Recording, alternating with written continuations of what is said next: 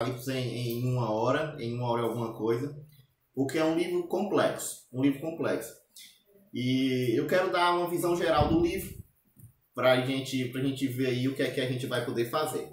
Então, amados, o que acontece? Quem escreveu o Apocalipse foi João, né?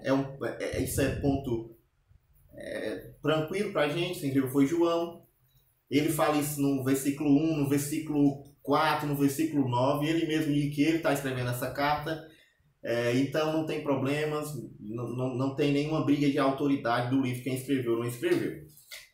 Agora o que eu quero falar para vocês é a gente começar aqui o estudo em si. Falar do propósito do livro.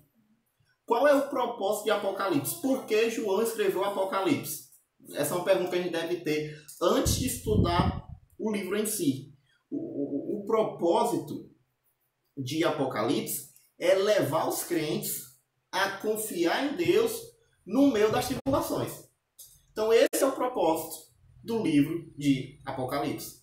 Confiar em Deus no meio das tribulações. Veja que propósito grandioso e maravilhoso para a gente também. A gente está passando por um momento conturbado da história, está passando por dias maus, e nada melhor do que confiar em Deus dentro das tribulações. Né? É esse o propósito de Apocalipse. Os irmãos estão passando por problemas, estão passando por perseguição religiosa, tribulação, todo tipo de problema que o povo está passando. E o que João quer fazer? Acalmar aqueles irmãos. Acalmar aqueles irmãos, deixar ele tranquilo. Não dizendo que a vida deles vai melhorar, que tudo vai ficar bem, que a economia vai bombar de novo, que a conta dele vai rechear, que não vai ficar doente, não. Mas João acalma aqueles irmãos falando que Deus está levando a sua história ao final. Esse é o nosso consolo. Então, agora nós devemos olhar o livro de Apocalipse de outra forma até. Olhando para o livro de Apocalipse sabendo. O apóstolo João quer nos dar esperança. Que esperança é essa? Dizendo que tudo vai melhorar, que tudo vai ficar bom, não. A esperança que João dá para aqueles crentes é a esperança de dizer que Deus está reinando. E o final de todas as coisas é glorificar o nome do seu Santo Filho. A data aí é de 66 até 94, vamos dizer, tem essas duas datas. E aqui eu devo falar disso, mas é só questão, só para a gente dizer que não falou. Quando a gente fala em Apocalipse, qual é a primeira coisa que vem à nossa mente? Vamos estudar o livro de Apocalipse. Qual é a primeira pergunta que alguém faz? Não. O 666 é o número da besta. Quem vai estudar Apocalipse, a primeira coisa que as pessoas falam e perguntam é isso. 666 é o número da besta ou não é o número da besta? Eu quero saber. Às vezes até o ímpio nunca pegou nem na Bíblia e fala: rapaz, eu estou estudando o livro de Apocalipse. Então me responda, 666 é o número da besta ou não é e tal. E por que essa confusão? A gente já vai conseguir tentar explicar isso aqui falando da data. Existem duas datas prováveis para Apocalipse: 66 depois de Cristo ou 94 depois de Cristo. 94, 95 depois de Cristo. 666, alguns vão dizer, é a numerologia. Fazendo a tradução desses números, tem o nome Nero. A besta era Nero. E tudo mais, tal. Só que é complexo e complicado a gente falar isso, porque Nero não persegue os cristãos da Ásia. E João está escrevendo a esses cristãos da Ásia. O que os estudos mais recentes vão dizer que o imperador, vamos dizer assim, que estava atuando quando João escreve essa carta, é Domiciliano. Então, a gente já pode descartar esse negócio de 666, o número de Nero e tal. A gente vai ver o que é isso, mas não agora. É só pra gente falar dessa relação da data. E eu quero destacar para vocês 4 verdades que Apocalipse nos traz. E a gente deve agarrar essas verdades antes de ir para as características do livro. A primeira verdade, meus irmãos, é que nós, como igreja, enfrentará tribulações terríveis nesse mundo caído. Essa é uma verdade gloriosa que João declara. Se você já leu Apocalipse, e eu quero urgir com você que você leia agora, você vai ver que João compara a igreja com uma mulher. E essa mulher é perseguida por uma besta que tem 7 cabeças. E você vê uma mulher totalmente indefesa, é perseguida por uma besta que cospe fogo, tem 7 cabeças e tudo mais. Veja a imagem que João coloca. João coloca a igreja por alguém sendo perseguido por um monstro. Então, João está falando no caso de Apocalipse que nós vamos sofrer muito aqui. A igreja em si vai passar por problemas gigantes, horríveis nesse mundo caído. Mas a nossa segurança é que não somos nós que ganhamos a nossa guerra, mas é o sangue do Cordeiro de Deus. É exatamente isso que João fala. Eu vi o Cordeiro de Deus sentado no trono. Né? Quando ele olha para o livro, não tem ninguém que possa ler, e os anjos, todo mundo diz, ninguém pode ler esse livro.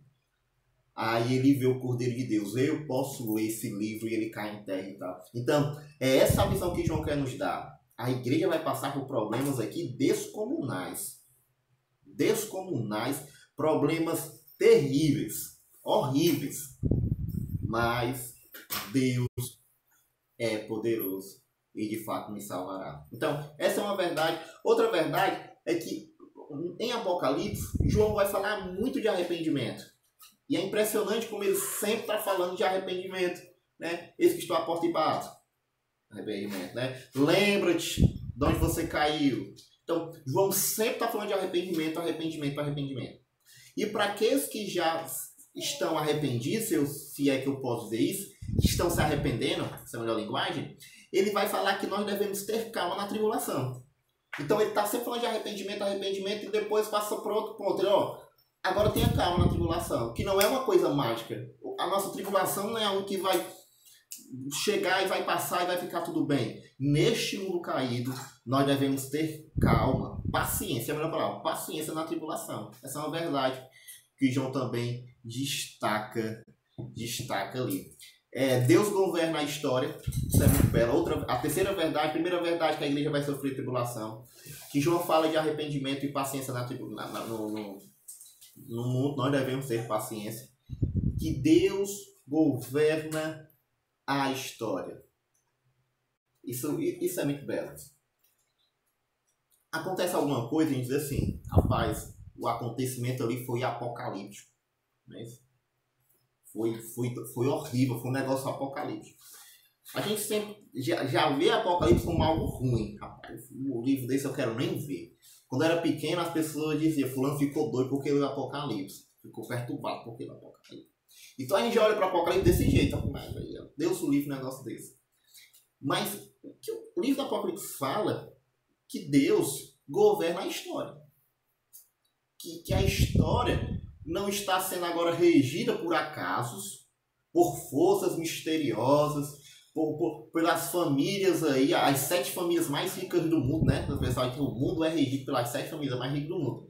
Então João diz, o mundo não é regido pelas 7 famílias mais ricas do mundo. O mundo não é regido pela China agora, né? O pessoal está falando a China, a Rússia. O mundo é regido por Deus. Essa é uma verdade impactante que o João nos coloca aqui. E nós vamos ver isso no estudo de Apocalipse. E por fim, uma verdade, a última verdade, e não menos importante, é o do juízo final, que Deus vai julgar todas as coisas para a glória do seu nome. Então essas são as 4 verdades do livro.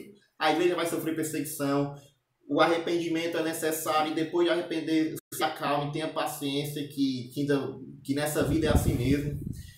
Terceira, Deus governa a história e o mal não vencerá. E o juízo final. No fim, nós temos a realidade do juízo final.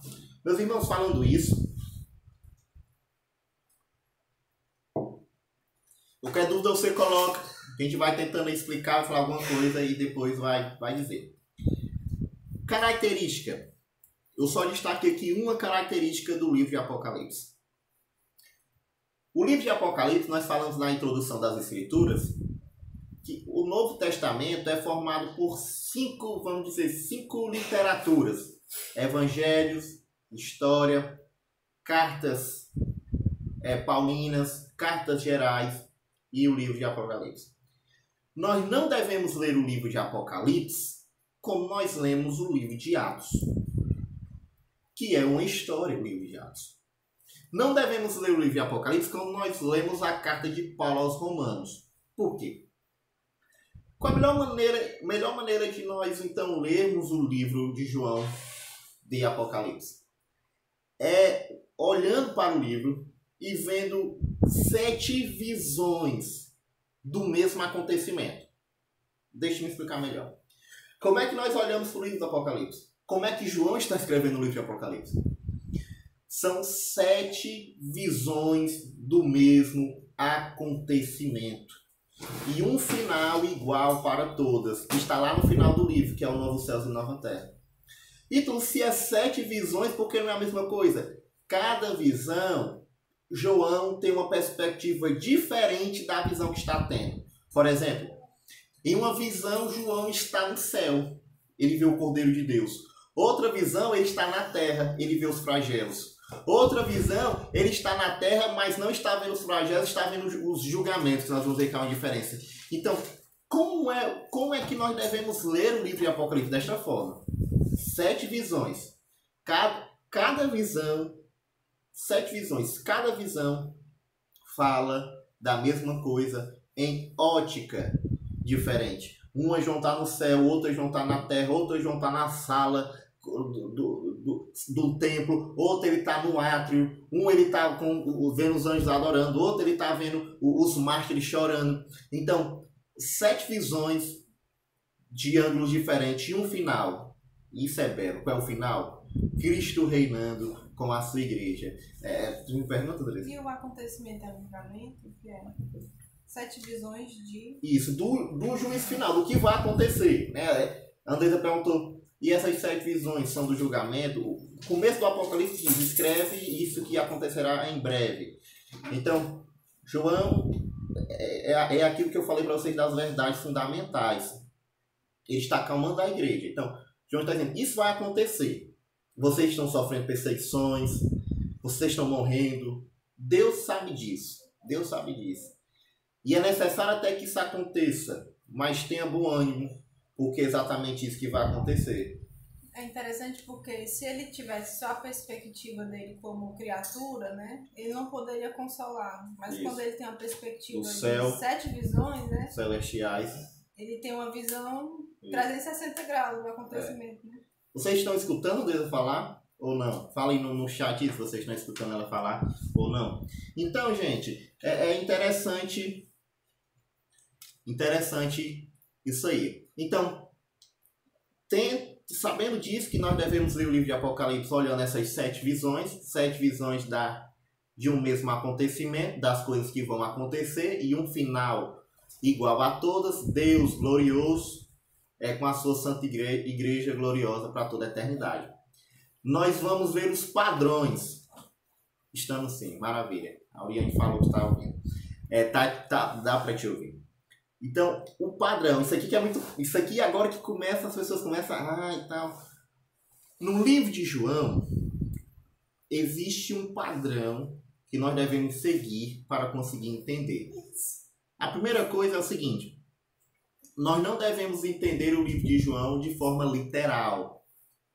Quando ele fala que ver algo, não entenda aquilo como de forma literal, mas entenda como uma forma simbólica. Por exemplo, os números. Em Apocalipse tem muitos números, não é isso? Tem 7, 4, 3, 10 e 12. Tem mais ou menos esses 5 números aí. Eu quero falar para vocês a respeito agora do número 7. A gente não pode ler Apocalipse de forma literal. 7 anjos. Rapaz, quer dizer que tem 7 anjos. 1, 2, 3, 4, 5, 6, 7. Não. O 7 em Apocalipse e todos os números em Apocalipse, é isso que a gente vai ver, é figurado. Estão apontando para alguma coisa. Isso que a gente vai ver. E 7, então, em Apocalipse, quer dizer totalidade e integridade. Então, quando se fala as 7 igrejas, está falando para que igrejas? Todas as igrejas. Então, 7 em Apocalipse não quer dizer 7. Mas quer dizer tudo e todos. É totalidade, quer dizer total. Rapaz, 7 em Apocalipse quer dizer total. Se você ver em Apocalipse 1, versículo 4, Apocalipse 1, 4, veja comigo aí, Apocalipse 1, 4. Apocalipse. Apocalipse 1:4. Veja comigo aí. Apocalipse 1:4. Se tiver dúvida e está muito rápido, não estou entendendo, você fala aí e a gente tenta explicar. Apocalipse 1:4, veja. João, as 7 igrejas que se encontram na Ásia, graça e paz a vós outros, da parte daquele que é, que era, que há de vir, da parte dos 7 espíritos que se acham diante do seu trono. Então, 7, João não está dizendo, eu estou escrevendo somente as 7 igrejas da Ásia. Porque os estudos históricos dizem que tem mais do que 7 igrejas na Ásia. Mas por que ele cita aqui 7 igrejas? Porque ele quer dizer a totalidade de todas as igrejas. Então, para quem é o livro de Apocalipse? Para a Igreja Batista Reformada de Pacajus. Para a igreja não sei quem, não sei lá, não sei onde. O livro de Apocalipse está sendo escrito para todas as igrejas. 7, não quer dizer 7 literal, mas quer dizer total. Totalidade. E eu tive aqui um trabalho, quase que eu desisto dessa aula, e outra coisa. Eu peguei todas as vezes que João usa o número 7, e a gente vai analisar uma por uma e ver a beleza disso. É impressionante que você começa a entender, isso quer dizer isso. Você começa a entender as coisas, você vê como é glorioso esse livro aqui pra gente. Ele também fala de 7 espíritos, não é isso? Em Apocalipse 1:4 também fala de 7 espíritos. E lá em Apocalipse 3:1, Apocalipse 3:1, ele também diz 7 espíritos. Eu quero ler com vocês de novo para a gente conseguir entender. Apocalipse 3, verso 1. Ao anjo da igreja em Sardes, escreve estas coisas. Diz aquele que tem os 7 Espíritos de Deus e as 7 estrelas. Conheço as tuas obras, que está em nome de que vives e está morto. Esses 7 Espíritos, como eu falei, é o número de totalidade. Isso aqui é a verdade do Espírito Santo. O que João está dizendo? Essa pessoa tem a totalidade do Espírito Santo. Quem é esse indivíduo que tem a totalidade do Espírito Santo? Jesus Cristo, o próprio Deus. João está falando, quando você vê 7 Espíritos, João está falando do Espírito Santo. Do Espírito Santo. É isso que João está falando. A totalidade do Espírito. O Espírito Santo ali, por completo. Por completo. Então é isso aqui. Ao anjo da igreja de Sardes escreve. Estas coisas diz aquele que tem os 7 Espíritos. Quem está falando essas coisas é o Espírito Santo. É o Espírito Santo. Tem outra relação de 7 também, que são os candelabros de ouro. E isso é interessante. Vai lá para agora Apocalipse 1, verso 12. Apocalipse 1, verso 12. Todas as igrejas, aquele que tem todo o Espírito. E agora eu quero falar para vocês do candelabro de ouro. E João também fala 7 candelabros de ouro. Veja, Apocalipse 1, verso 12. Voltei-me para ver quem falava comigo, e voltando, vi 7 candeeiros de ouro, e no meio dos candeeiros, semelhante ao filho do homem, com vestes talares, cingido à altura do peito, com uma cinta. Então, meus irmãos, essa realidade de candeeiro, de candelabro, que depende da tradução, João está falando, as 7 igrejas são as igrejas, agora o candelabro é como se João estivesse dentro da igreja. Como fosse os membros, vamos dizer assim, daquela igreja. E quando você vê desta forma, você começa a entender isso, veja como muda a leitura do livro. Veja, eu quero ler de novo com vocês Apocalipse 1, verso 12.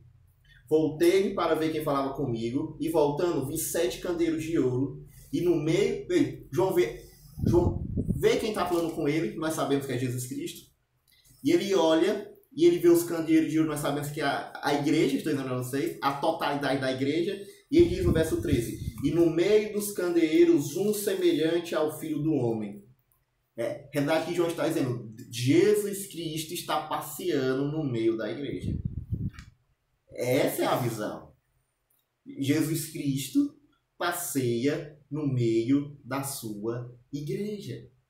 Lá em Apocalipse 2:1, nós temos a mesma coisa. E aqui veja, Apocalipse 2, verso 1. Ao anjo da igreja em Éfeso escreve: estas coisas diz aquele que conserva na mão direita as 7 estrelas e que anda no meio dos 7 candeeiros de ouro. Então a gente anda no meio do candeeiro de ouro. O que quer dizer isso? Igreja. Os membros da igreja, ele passeia dentro da igreja. Esse é Jesus Cristo. Então a gente olha agora para o texto e tem mais particularidade com o texto. Consegue entender melhor o que João está querendo dizer para a gente. O que Deus quer dizer para João. E o que João quer nos dizer.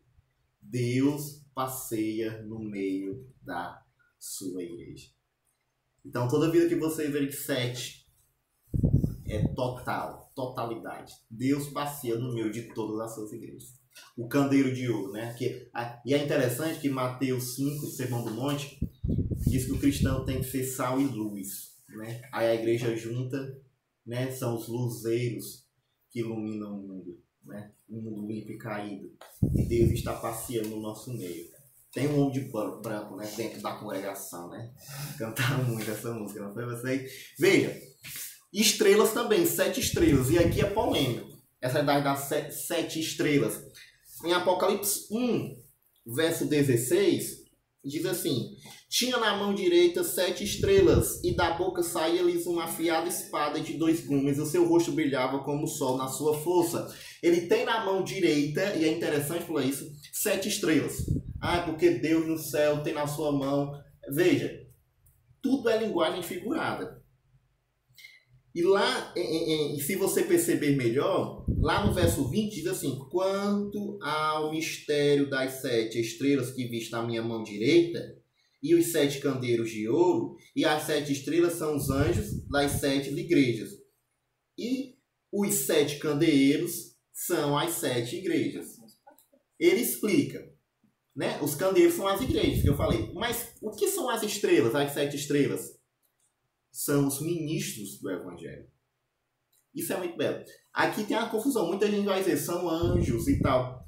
Mas se é anjo, João fala aqui de anjo. Quando é anjo, ele diz anjo. Quando é um ser divino, ele diz anjo. Mas aqui ele chama de estrela. E se a gente for ler Apocalipse 2, verso 1, essa realidade dos ministros do Evangelho como estrela fica melhor para a nossa leitura. Veja, Apocalipse 2, 1. Ao anjo da igreja em Éfeso escreve: estas coisas diz aquele que conserva na mão direita as 7 estrelas e que anda no meio dos 7 candeeiros de ouro. Conheça as tuas obras. Veja, não tem sentido. Por que Deus vai falar para o anjo divino: ei, lá em Éfeso, e está pedindo para que esse anjo fale com o povo para se arrepender. Aí fala que na boca dele tem uma espada afiada. Não. Aqui João está falando mesmo dos pastores.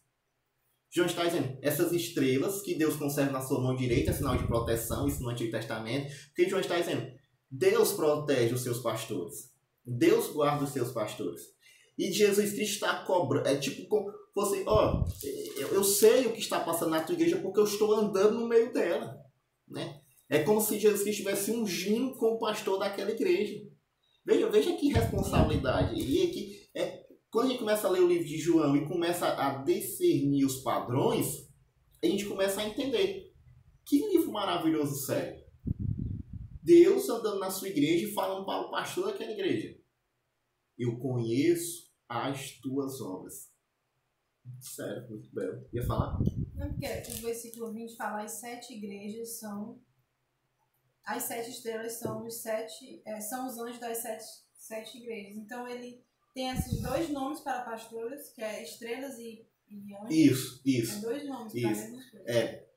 Então, estrelas aqui, meus irmãos, quer dizer os pastores daquela igreja. Que, como a Andresa bem lembrou, João chama também de anjo.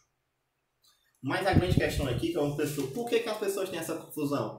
Só porque João citou anjo.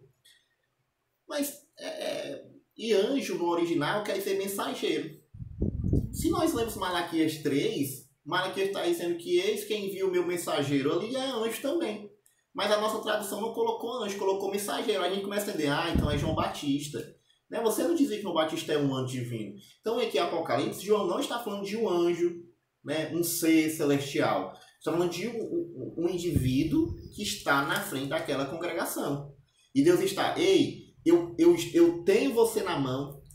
Veja, a gente lembra logo de Efésios 6, né? A espada do Espírito. Lá em Hebreus 4, né? Que a palavra do Senhor é uma espada afiada que pode discernir, né? Então, veja, aqui é o pastor da igreja, né? Ele tem a palavra na sua boca, é protegido por Deus, e Deus está passeando no meio da igreja dele, falando, ei, eu conheço as tuas obras, tanto o teu labor e tal, e tal, e tal. Então, estrelas em Apocalipse aqui são ministros do Senhor. Candelabros, nós já vimos, candelabros. Agora tem os selos. Os selos lá em Apocalipse 5. Apocalipse capítulo 5, verso 1. O selo. Né? O que é o selo? E selo é selo. Não, selo em Apocalipse não é selo. Tudo que você vê em Apocalipse, se for muito fácil, não é. Às vezes é, às vezes não é. Mas veja, existe muita figura de linguagem, essa é a palavra, figura de linguagem. Apocalipse capítulo 5, verso 1 vai dizer: vi na mão direita daquele que estava sentado no trono um livro escrito por dentro e por fora, de todo selado com 7 selos. Então, esses selos não querem dizer somente selo. Lá em Apocalipse 6, se vocês verem aí comigo, vocês vão ver que quando um selo é quebrado, alguma calamidade acontece. Esses 7 selos significam a totalidade das calamidades, do início da calamidade. Então, um selo é quebrado, dá-se o início a uma calamidade. O outro selo é quebrado, dá-se o início de outra calamidade. Então, mais ou menos, a realidade dos selos em Apocalipse. Veja, o selo não quer dizer a calamidade, mas o início dela, como fosse o start. O start. Uma pergunta: algum selo desse já foi quebrado? Já? Quantos selos desses foram quebrados? Não sei, tá. Os selos, né? Já se deu início a esse quebrar de selos desde o dia que Cristo foi para os céus. Que os selos estão se quebrando. Eu vou dizer assim. O início da calamidade. Nós estamos nisso que a Bíblia chama de milênio. Então, é isso que nós estamos enfrentando e é nesse período de tempo que nós temos. Então, 7 selos, 7 quer dizer a totalidade, e o selo quer dizer o início da calamidade. Também tem 7 chifres em Apocalipse 5, 6. Chifre nós sabemos já, tem muita essa linguagem no Antigo Testamento, que é de força e poder, né? Apocalipse 5, 6, só ler com vocês aqui para a gente poder entender melhor. Apocalipse 5, 6 diz assim, tá pegando bem não, Apocalipse 5, 6 diz assim: então vi no meio do trono e dos 4 seres viventes, e entre os anciãos, de pé, um cordeiro como tendo sido morto. Ele tinha 7 chifres. O cordeiro que foi morto tinha 7 chifres, né? Tem todo o poder. Chifres tem essa realidade de poder. Então, 7 é totalidade, chifre é poder. Quando você vê ele tem 7 chifres, ele tem todo o poder. Ele tem todo o poder. 7 olhos também, em Apocalipse 5, 6, né? Ele vê tudo. Aqui é a onisciência, ele sabe de todas as coisas. Essa é a linguagem. Agora que tem anjos, né? Lá em Apocalipse 8, 2, aqui João fala de anjos. 7 anjos, todos os anjos. Então, quando você vê em Apocalipse 7 anjos, João está dizendo que todos os anjos estão ali. A totalidade dos anjos. Veja, Apocalipse 8, verso 2. Então vi os 7 anjos que se acham em pé diante de Deus e lhe foram dados 7 trombetas. Você vê todos os anjos.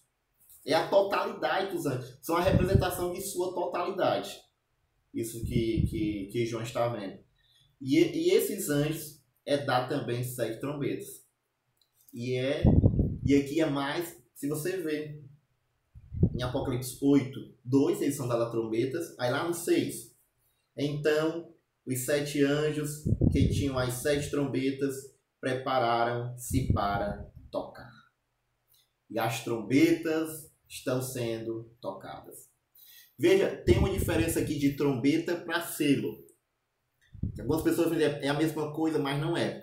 No selo dá-se início à calamidade. Quando a trombeta é tocada, dá-se início da totalidade da destruição da criação. Você vê que as trombetas significam isso, se você for ler aqui as 7 trombetas. Está se iniciando a destruição da criação. Você vai ver árvores, você vai ver rios, você vai ver mares, muito parecido com o profeta Sofonias, que nós pregamos domingo à noite. Então veja como a mensagem do profeta Sofonias é uma mensagem totalmente cristocêntrica, né? E relacionada ao Novo Testamento, não é algo estranho. Então as 7 trombetas, ela é diferente da calamidade. A calamidade é morte, alguma coisa, com os homens. Aqui é só criação. Quando uma trombeta toca, veja, o primeiro anjo tocou a trombeta, houve saraivada de fogo, de mistura com sangue, foram atirados à terra, foi então queimada a terça parte da terra e das árvores e também toda a erva verde. Árvores sendo destruídas. Né? Então, 7 quer dizer a totalidade. Né? Trombeta quer dizer essa realidade aqui do início da destruição da criação. A criação já começou a ser destruída? Essa é a pergunta. Você acha que vai ser destruído só naquele dia, na sua totalidade, ou já se começou agora? Né? Será que a gente não tem escutado já essa trombeta? E é bom a gente falar isso, que você vai afinando a sua visão do livro de Apocalipse e da sua própria escatologia. Né? É muito estranho crer que isso só acontecerá no futuro, todos esses acontecimentos. E o livro de Apocalipse, você vai se relacionar melhor com ele, se relacionar com o mundo que você vive, entendendo que isso já está acontecendo de forma gradual. É engraçado que a trombeta está tocando. Que as pessoas que têm medo de Apocalipse têm a visão de que isso vai acontecer no futuro, né? Toda essa desgraça, né, que a gente vê vai acontecer no futuro, de decriação, né? Mas a gente já vive essa, de certa forma, uma decriação, né? Um desagradar, um cair na mão de Deus e a gente não percebe. A gente fica achando que vai acontecer algo muito pior, quando na verdade a gente já vive pior, mas está dormente. Isso, tá cego, né? A verdade, profeta Sofonias, eu vou cegá-los para derramar o seu sangue. Então, a trombeta já está sendo tocada desde a sua ressurreição. E ela vai ter um ápice, então, na sua segunda volta. Então, trombeta, em Apocalipse, é o início da destruição da criação. Quando a trombeta toca, se dá o início da destruição dessa criação. Trombetas, tem também trovões, lá em 10.3. E eu estou só destacando aqui a realidade do 7, do número 7. Toda vez que João fala 7 alguma coisa, nós estamos parando e vendo. 7 quer dizer totalidade. Não se esqueça disso. Integralidade, totalidade. Quer dizer, João está dizendo tudo. 7 para João é tudo, todo. Total. Todas as coisas ali. Em Apocalipse 10.3, veja comigo. Apocalipse 10.3, nós temos agora 7 trovões. 7 trovões. E brandou uma grande voz, como ruge um leão. E quando brandou, desferiram os 7 trovões as suas próprias vozes. Logo que falaram os 7 trovões, eu ia escrever, mas ouvi uma voz do céu dizendo: guarda em segredo as coisas que os 7 trovões falaram e não as escrevas. Ele escuta 7 trovões e ele vai dizer: eu vou escrever o que os 7 trovões vão dizer. O que é que você escuta quando dá um trovão na sua casa? É um barulho, né? trovões aqui para João é um discurso articulado do próprio Deus. É a linguagem do salmista. Davi fala que o Senhor ruge como um leão e a sua voz faz o céu como um trovão. Então, trovão aqui em João é um discurso articulado do próprio Deus. E o próprio Deus disse, não escreva isso que você ouviu. Né? Debaixo do Monte Sinai também, como trovão à noite, né? Isso, é Êxodo 19, né? Só que ele é trovões, literal, né? Mas essa é a realidade. Deus mostra aquilo criado, Deus mostra aquilo que ele criou para apontar para uma linguagem espiritual. Então, trovões em Apocalipse é um discurso do próprio Deus. Né? A sua voz é como um trovão. E João escuta algo. E ele vai escrever. E Deus fala, não escreva isso que você ouviu. Não escreva o que você ouviu do trovão. Não escreva isso. Então, trovão, esse discurso articulado. Coroas. Coroas, a gente já sabe. Não é gente velha, né? Ou a gente precisa de coroa, é gente velha. Coroa não é gente velha para João. Coroa é... Aqui é interessante. Para João, coroa é uma realeza dissimulada, uma realeza que não é real. É aquilo que é um poder que aquela pessoa não tem. Veja, e ele vai destacar exatamente isso para o próprio Satanás. Lá em Apocalipse 12:3, viu-se também outro sinal do céu. E eis um dragão grande, vermelho, com 7 cabeças, 10 chifres, e nas cabeças 7 diademas. Diademas é coroa.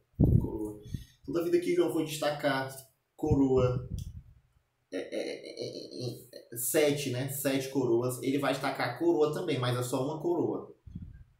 Mas quando ele for destacar 7 coroas, é essa totalidade do fingimento da realeza que ele dá somente a Satanás. Né? Satanás tem uma realeza fake que não existe. E toda ela, né? É interessante que você começa a entender números, quer dizer total, aí começa a entender o símbolo, aí você liga uma coisa com outra.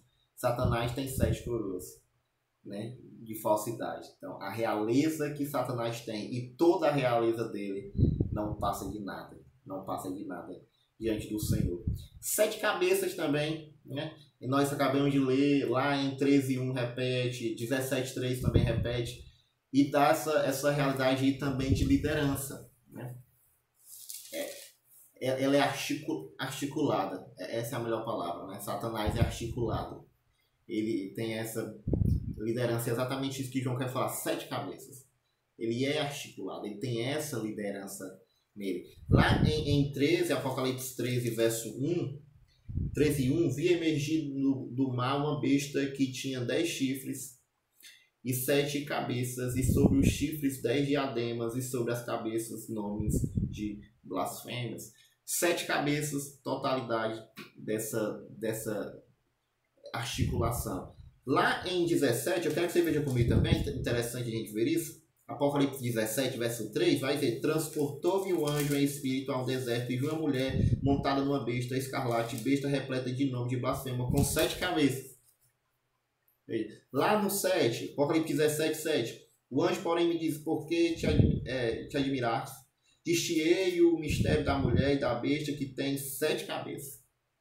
Lá no verso 9, Apocalipse 17, 9, aqui está o sentido que tem sabedoria. As 7 cabeças são 7 montes, nos quais a mulher está sentada. São também 7 reis. Veja que complicação. João tem falado a verdade de liderança, de articulação de Satanás. Satanás é articulado. Aí diz, esses aqui são 7 montes. E aqui é um problema de muitos intérpretes. Se nós olharmos agora para esses 7 montes, e alguns vão dizer que é Roma, 7 montes quer dizer Roma. Então, quando diz que Satanás tem 7 cabeças, quer dizer que Satanás é Roma, né? Por isso que muitos puritanos falaram aí que o Papa é o anticristo, porque ele é de Roma e tudo mais. Mas se o livro de Apocalipse é linguagem figurada, quando chega aqui ela não pode ser literal. Os irmãos estão me entendendo? Se Apocalipse é linguagem figurada, quando chega, aqui é monte, quer dizer Roma, literalmente Roma, então você perde o sentido do texto. Então, aqui ele está dando o mesmo sentido ao monte, quer dizer também, na verdade, articulação. É uma cidade que está sobre o monte, está protegida, ela é articulada, ela é poderosa. Então, 7 cabeças não quer dizer Roma, como muita gente vai dizer, como os nossos pais puritanos, a quem nós temos tanta admiração, falaram. Mas quer dizer, não, é poderosa. Ela é poderosa, ela é articulada, tem 7 cabeças, né? Lá você diz assim, rapaz, 2 cabeças pensa melhor, né? Vamos aqui juntar aqui as cabeças para a gente pensar sobre essa realidade. A gente não fala isso, né? Para pensar melhor sobre o assunto. Satanás tem 7.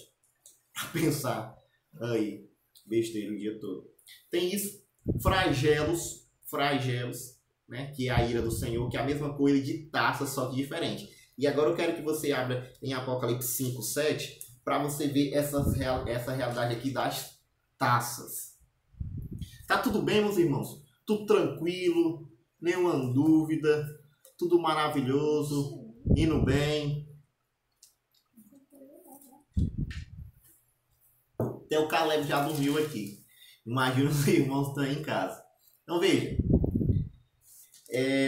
Veja que interessante essa linguagem aqui das taças.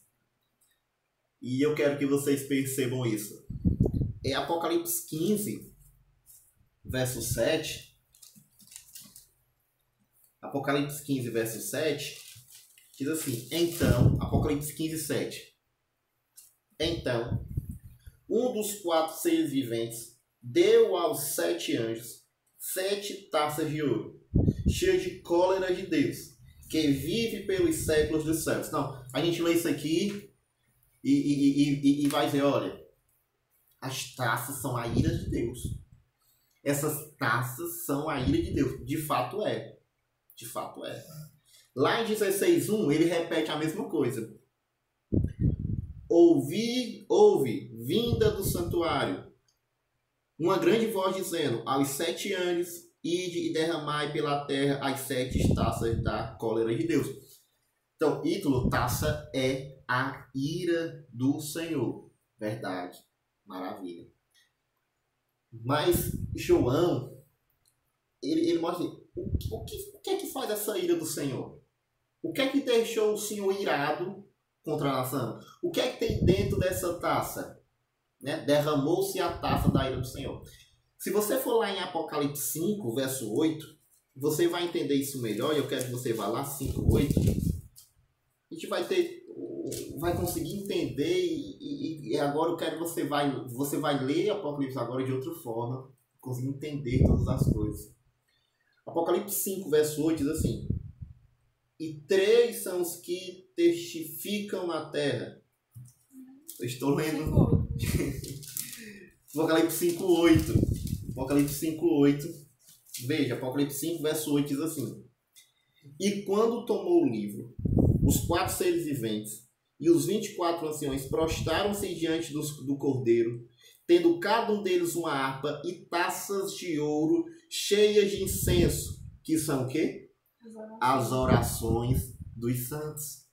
Então, o que são essas taças? É a ira do Senhor. Mas como assim? São os santos orando, né? Lá em Apocalipse 6, do 9 ao 10, que você vai ver, são os mártires, aqueles que morreram por causa da palavra do Senhor, orando e clamando, Senhor, o Senhor vai fazer justiça? Até quando o Senhor vai deixar um prevalecer? Até quando ele vai trubiar a tua igreja, vai maltratar a tua igreja? Até quando? Então essa ira do Senhor se dá pela oração dos santos que já morreram, estão agora no trono, nesse exato momento, clamando, Senhor, faz justiça. E aí? A ira santa do Senhor, né? As orações dos santos que já morreram. Naquele dia será a ira santa do Senhor contra os ímpios e rebeldes. Lá em Apocalipse 6, 9, João vai falar exatamente isso. Apocalipse 6, 9.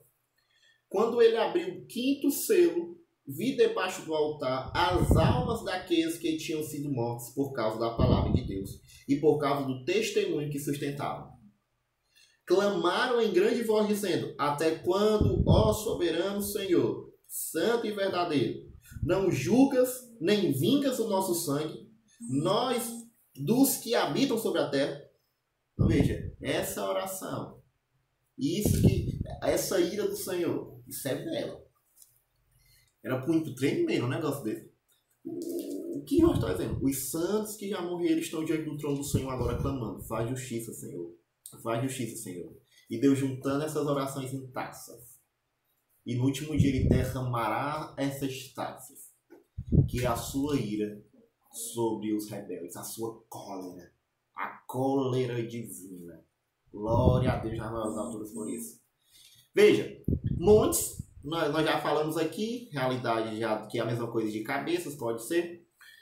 E é mais ou menos isso, que a realidade do 7 que aparece no livro de Apocalipse. Toda vez que você vê 7 em Apocalipse, não é 7, mas quer dizer totalidade, integralidade. Agora, há também, quando João nos escreve, de forma, ele não mostra o número 7, mas nos dá 7 atributos de Deus, que está lá em Apocalipse 5:12 e em Apocalipse 7:12. Ele não fala 7, mas ele destaca 7 atributos, mostrando que Deus é todo poderoso, todo majestoso.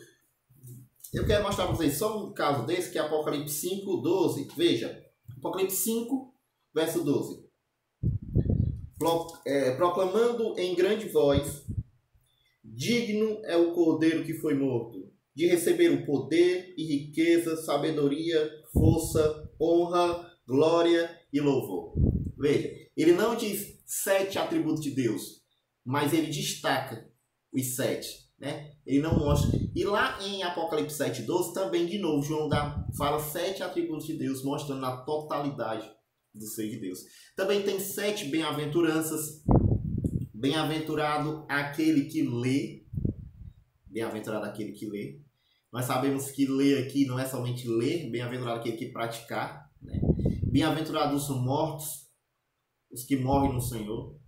Bem-aventurado é aquele que vigia. Bem-aventurado aqueles que são chamados. Bem-aventurado e santo aquele que tem parte. Bem-aventurado aquele que guarda as palavras. Bem-aventurados aqueles que lavam as suas vestes. 7 vezes nós temos também bem-aventurados. João destacando, esse homem, ele tem a totalidade das bem-aventuranças, né? Aqueles que creem em Cristo. Então, toda vida que você vê 7 em Apocalipse, destacando a realidade de tudo que se pode existir. Na totalidade de todas as coisas. O gafanhoto, que aparece em Apocalipse também, tem 7 sinônimos. 7 sinônimos, todo, né? Toda a desgraça está ali naquele bicho. É mais ou menos essa a linguagem que João quer colocar. Ele usa 7 vezes a expressão cedo e breve. Em breve ele virá. Lá em Apocalipse 1:3, né? Ele fala, né? Veja lá comigo. Apocalipse 1:3, né? Revelação de Jesus Cristo que deu-lhe para mostrar aos seus servos as coisas que em breve devem acontecer. 7 vezes João usa essa palavra. Breve. Breve. Cedo. Né? Mostrando, né? Ele vai vir.